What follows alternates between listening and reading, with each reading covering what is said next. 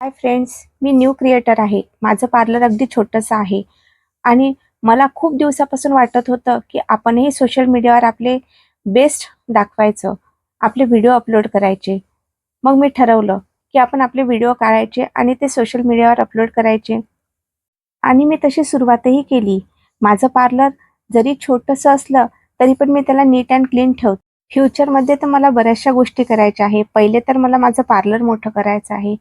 माझ्या लग्नाला 17 वर्ष झाले, पण मी करते करून काहीच करू शकले नाही. पण आता ठरवलं, की नाही काहीतरी करायचं.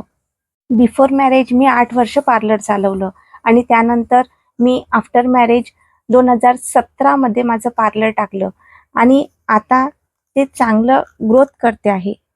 माझं पार्लर खूप छोटं आहे, कारण मी फक्त पार्लरच चालवत नाही, तर मी मेकअप आर्टिस्टसुद्धा आहे आणि माझे विविध प्रकारचे क्लासेससुद्धा चालतात. पार्लरमध्ये बसायला थोडी जागा कमी पडते, कारण माझे क्लासेस असल्यामुळे तिथे स्टुडंटला जागा कमी पडते. आता लोकांना हे खोटं वाटतं, पण मी घेते. क्लासेस मी घेते हे माझ्या एरियामधल्या माझ्या कस्टमरला माहिती आहे. कोणाला हे खोटं वाटतं, पण मी खोटं बोलत नाही. खोटं बोलून करायचं तरी काय? मी क्लासेस घेते. असं समजा की मला हे नॉलेज गॉड गिफ्ट आहे. आता तुम्ही म्हणाल की तू पोटातून शिकून आली का?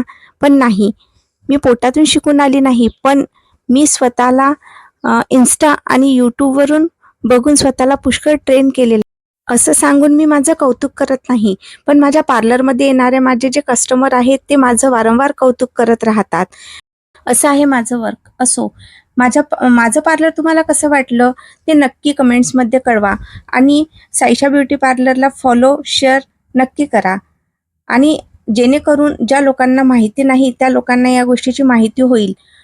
मेकअपसाठी मी ऑल महाराष्ट्र कुठेही पण जाते आणि ऑर्डर असेल तर मी ती ऑर्डर कुठली पण घेते आणि हे सर्व शक्य झालं फक्त माझ्या मिस्टरांच्या सपोर्टमुळे. जर त्यांचा सपोर्ट मला नसता तर मी आज इथपर्यंत पोहोचू शकली नसती.